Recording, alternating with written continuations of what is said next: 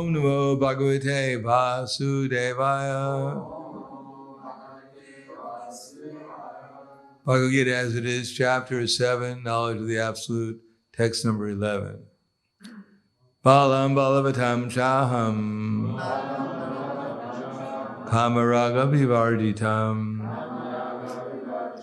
dharma viruddha bhuteshu kamosmi bharatarshava bala balavatam chaham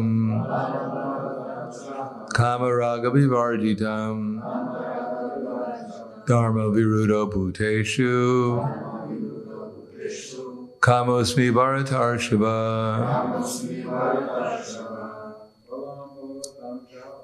alam balavatam chaham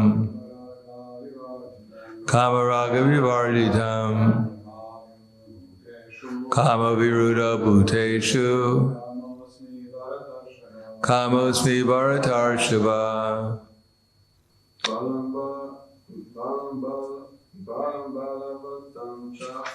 Palam balavatam chaham kamaraga vivarditam dharma viruddha bhuteshu kamosmi bharatarshava. Dami. Palam balavatam chaham kamaraga vivarditam kamaraga bhuteshu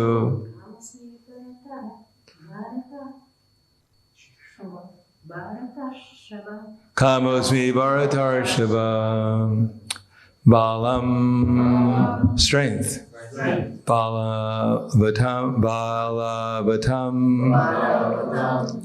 of the strong. Cha, and.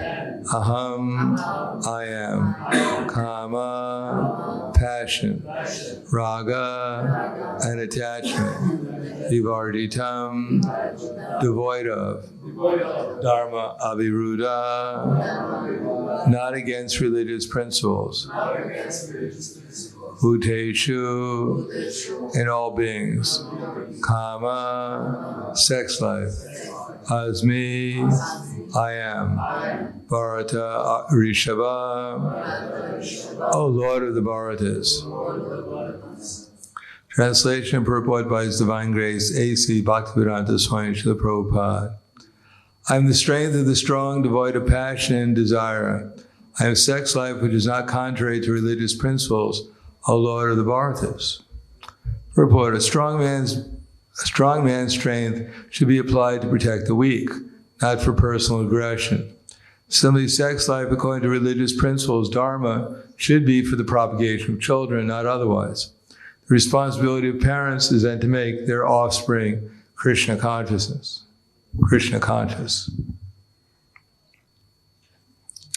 Ye chaiva sabdika bhava rajasas tamasas chaye patakevati tanvidi natwaham teshu temai. This is text 12. There we go. Know that all states of being, be they of goodness, passion, or ignorance, are manifested by my energy. I am in one sense everything, but I am independent. I am not under the modes of material nature, but they, on the contrary, are within me. Purport, all material activities in the material world are being conducted under the three modes of material nature. Although these modes of material nature are emanations from the Supreme Krishna, he is not subject to them. For instance, under the state laws, one may be punished, but the king, the lawmaker, is not subject to that law. Similarly, all the modes of material nature, goodness, passion, ignorance, are emanations from the Supreme Lord Krishna. But Krishna is not subject to material nature. Therefore, he is nirguna, which means that these gunas or modes, although issuing from him, do not affect him. That is one of the special characteristics of Bhagavan, or the Supreme Personality of Godhead. Namo Vishnu Varaya Krishna Prasthaya Bhutaya Srimati Bhaktivedanta Swami Namane Namaste Saraswati Deve Gauravani Vicharane nirvishesha shrunivadi paskatya desatarne. There aren't a lot of subject matters in Bhagavad Gita, although it appears like that. Bhagavad Gita is specifically to convince us that Krishna is the supreme and that everything else is his energy. And that in order to realize that, we have to utilize whatever energy we have and utilize that in Krishna's service. Presently, as it says here, that under the three modes of material nature, we believe so many things. In the mode of ignorance, we believe that we're actually the proprietors. Now, we may not be completely in ignorance, because we also believe, having a little bit of passion, that we're the enjoyers. And we may not be completely in passion, ignorance. We still believe, to a certain extent, that we're actually the saviors. But one who's transcendental, he knows that actually he's not the controller, he's not the enjoyer, that is the supreme enjoyer, and he's not the ultimate savior. So in order to do that, Krishna is explaining, in order to help us, that he's pointing out that these things are me, these are my energies. That you may be very strong, and under false ego, one may believe that I'm strong. And one may be wanting to engage in propagating children, but one should know that the purpose of that should be to bring them up in Krishna consciousness. In other words, the whole Bhagavad Gita is based upon the principle that Krishna is God, and that he is all those things that we are thinking that we are, namely the controller, the enjoyer, the actual savior. Now, unless we can accept that, then we have to accept unless we can give up that misunderstanding, unless we develop the intelligence to see things properly, then our minds will be unclear.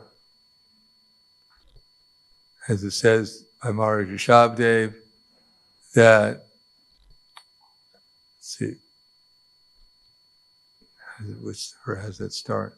Paravastava abodha jata, yavan dignasita atmatadvam, yavan kriyastavadi dhammanovai, karmatmaka yena sharira bandhaha. Paravas comes from the upper pavarga. Paravas means defeat. So, unless we can inquire jignasu, tattva, unless we inquire about who we actually are and what is the reality of the situation that we're in and how to actually realize things as they are, then we're said to be defeated by ignorance. Now, without having a background in the philosophy of Krishna consciousness, it may seem rather extreme that these Hare Krishnas, they're fanatics, they believe that unless they surrender to Krishna, then they're being defeated by ignorance. Yes, that's what we believe. But Krishna doesn't immediately say that. First of all, he tells us that we're not the body. Then he goes through the chapters in the Karma Yoga to explain exactly how the illusory energy works. That if we're looking around the material world, we may experience something called lust. When we want to enjoy something in the material world, independently of Krishna, then lust arises. So anyone who hasn't experienced lust, they must be a pure devotee. If someone says, well, I don't believe there's such a thing as lust. Well, they're quite rare. Maybe the four Kumaras may be able to say that. But I think most people in the material world are not so pure. Most people have the practical experience of time, for instance. Time is changing everything. Now, if one says, I don't believe in time, some people say like that. You say, all right, I'm the controller, they say. Okay, you're controlling the sun and the moon, I guess. Yes, of course, I'm controlling everything. So good. Can you move the sun a little bit over there because it's a little too warm today? I could, the person responds, but I don't want to. Oh, great. Can you increase the temperature a little bit more? You look like you're cold. He said, I could, but I don't want to. Well, what can you do? What do you want to do? What can you do? Can you show me your universal form? I could if you were my devotee, but I won't because you're not devoted to me. So what kind of God are you? You don't seem to want to do anything to show that you're God. So people say they're God, they're controlling they're the ones who are moving the planets in their orbit, but they don't seem to be able to move any planet, or they say they don't want to. They don't want to do anything. Then who's doing everything? If you don't want to do anything, then who's doing everything?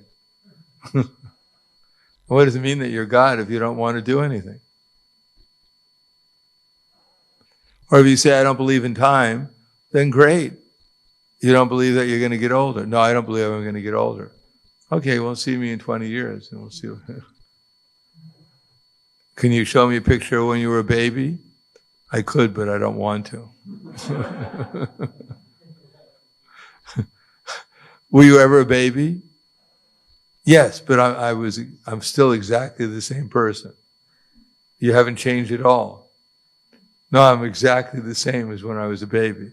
Really, show me your mother. I'd like to see what she looks like. You're exactly the same as when you were born.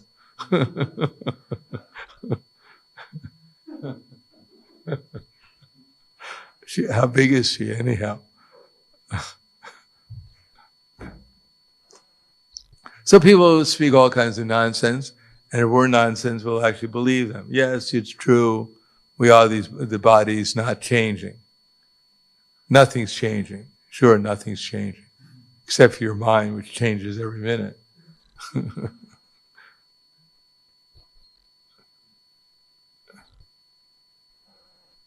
They don't believe in time. They don't believe there's a controller they don't believe anything. Anything it says in the Bhagavad Gita, they don't believe. But whatever it says in the newspaper, they're completely sold out. It's 100% true. Whatever the scientists say.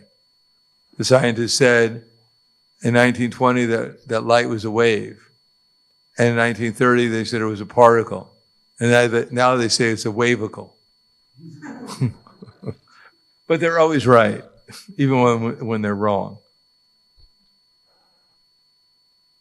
So people have to believe something. If they can't believe in time, time is changing everything. They can't believe that they're conscious, then there's no sense talking to them, because otherwise we'll simply become bewildered.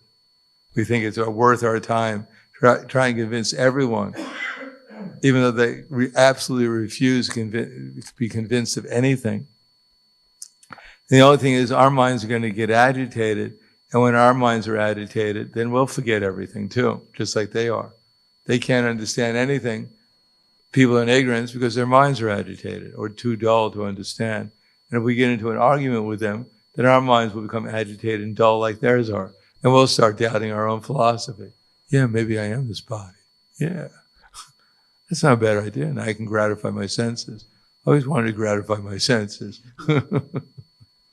without any conscience. Oh, this philosophy makes me feel so bad.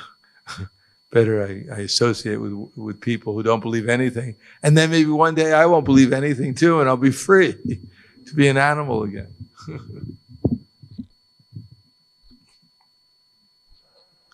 So we should try to understand even the basic concept of Krishna conscious philosophy, and then we'll be inspired to do something practical to become conscious of Krishna.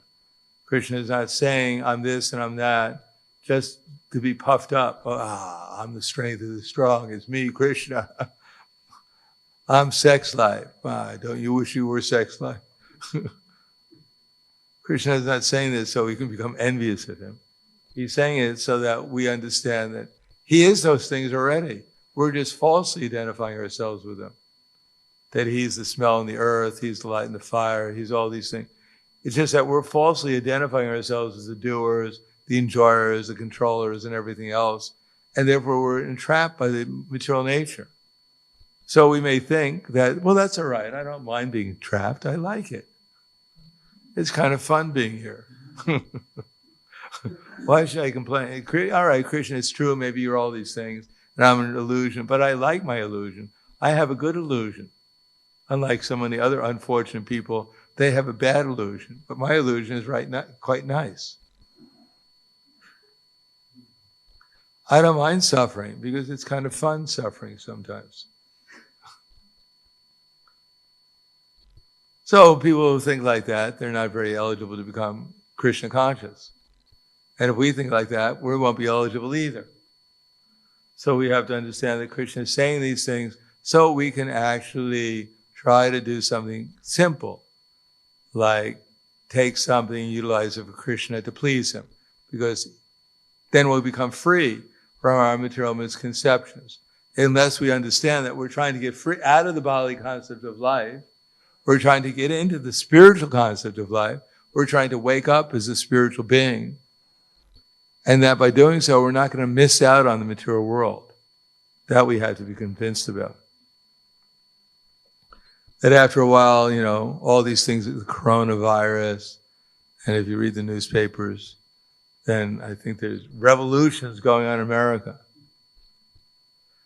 And one side says that people who are revolting are bad, and the other one says that people who are trying to end the revolt are bad, and they're all bad. Because none of them are for Krishna. They're all an illusion. They point out that actually, just like they tore down the statue somewhere of Christopher Columbus, because he was actually a demon. He came to the world, and they proclaim that he discovered America. It's like someone looks through a telescope and they see a planet, and they give the planet the name. The planet goes, "Oh, thank you very much. My mother never gave me a name." I'm wandering out here in space, nameless. Everyone asks me who you are, and we say, "My mother never gave me a name. I don't know." And finally, some nice astronomer gave me a name. He even signed my name on a birth certificate. So they say Christopher Columbus discovered America. But actually, there's a history. And people in the material world, they don't go to a place for a vacation and bring things to the natives. The people who came to America came and exploited people to the maximum, stole their gold, enslaved them, tortured them. This is just normal, everyday Kali Yuga business. That's what everyone does, including Christopher Columbus. So they have statues, they don't tell you what he did. He just kind of discovered America, and they have a day. But people know that this guy was just like everyone else. He was a demon like all of us. He exploited the people here. He tortured them. He did it, So they pulled down the statue. But these people are also doing the same thing. People are pulling down the statue. They're also killing animals or having illicit sex, exploiting others. They're just envious that they can't exploit others like the people who are exploiting them. So they're envious. So the people who exploit, they want to be able to exploit like the other people are. So we're not for any of these people. We understand that they're all, people who say you're a demon, they're correct. The people say, well, you're also a demon. They're also correct. That we agree with them. But we're not trying to be envious of them. We're trying to help them become Krishna conscious. Because then they can wake up and find out who they really are. Then they won't be so much attached to trying to exploit others. And they won't be so much disturbed when others are trying to exploit them. Because they'll actually won't be exploited by the material nature anymore. So that's what we're interested in. Otherwise, all these things are going, Prabhupada would talk about, you read the newspaper, it's the same thing over and over again.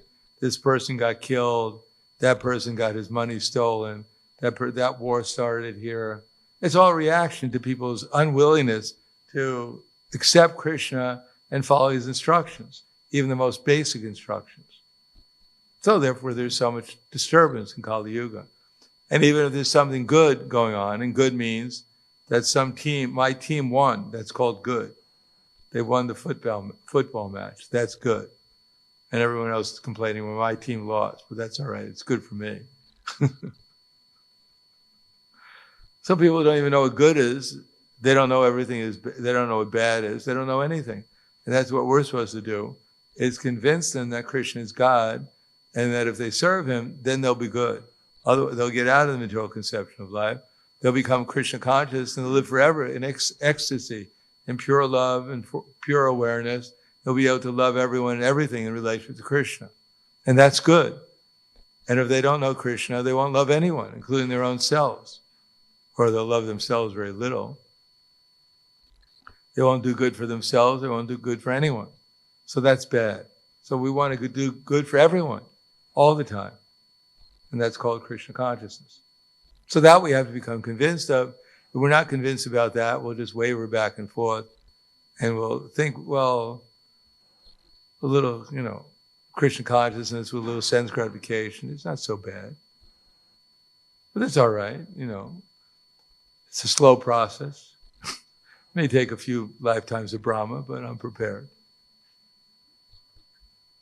If we have that kind of determination, then, we'll get a little Krishna consciousness and we get a lot of other things too, a lot of problems. So I'll stop there. Thank you. Any questions? Yes.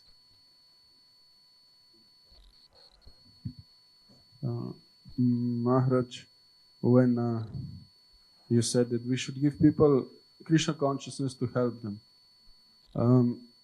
Many times I ask myself if people are like, I don't know, maybe an example, starving, and you give them Krishna consciousness.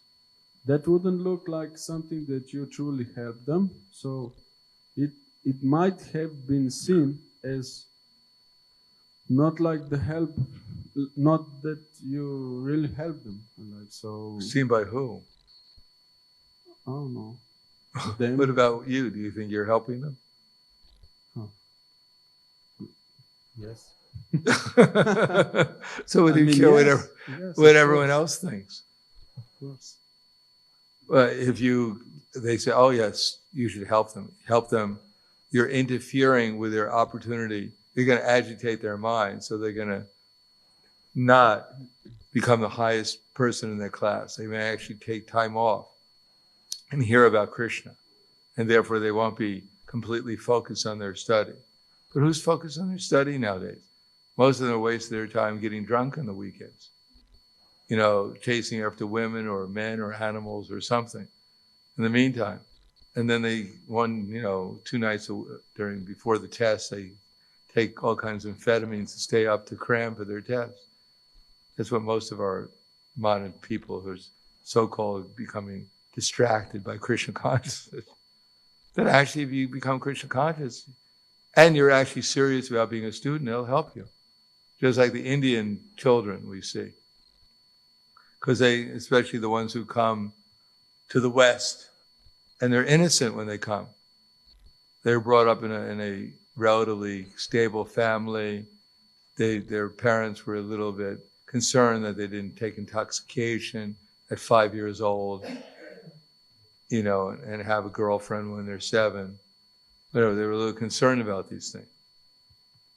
I mean, you may laugh, but if you go to Sweden, 20 years ago when I was in Finland, and also in Denmark, they were telling me 20 years ago, in Sweden, when you're 5 years old in Sweden, the boys and girls, they have show and tell.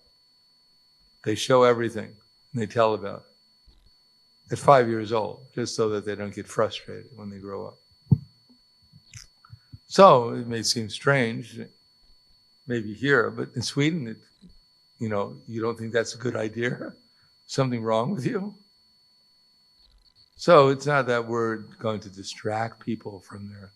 We're actually going to give them some ability to concentrate on something valuable. And even if they go through the whole process and they become the most famous, strong, learned, wealthy, whatever else in the material world, still they have to die and get all the reactions for everything they've done. Not necessarily come back as a human being again. So what's the value of all that effort?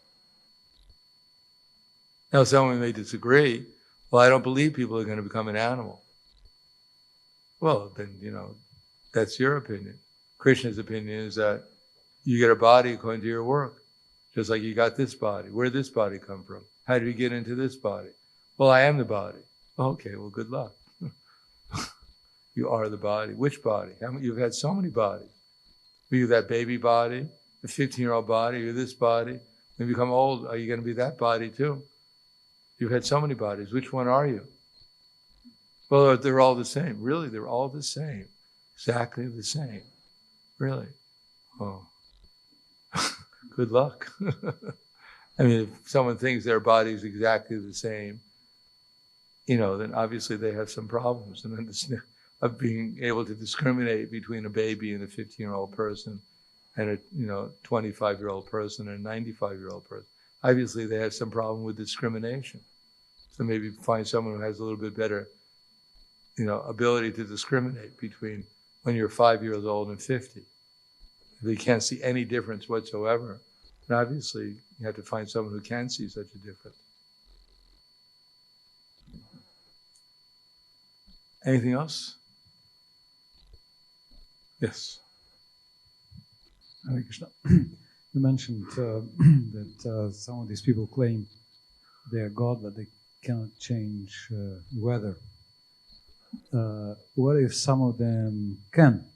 There apparently are some people who are able to adjust the weather. Have you met any of them? I met people who met them. How can they change the weather? Remove the clouds, make it a sunny day. I mean, nowadays they can do it even mechanically. But, Yeah, okay. But there are some shaman type of. Okay, so they can change the weather. Can they stop you from changing your body? Okay, so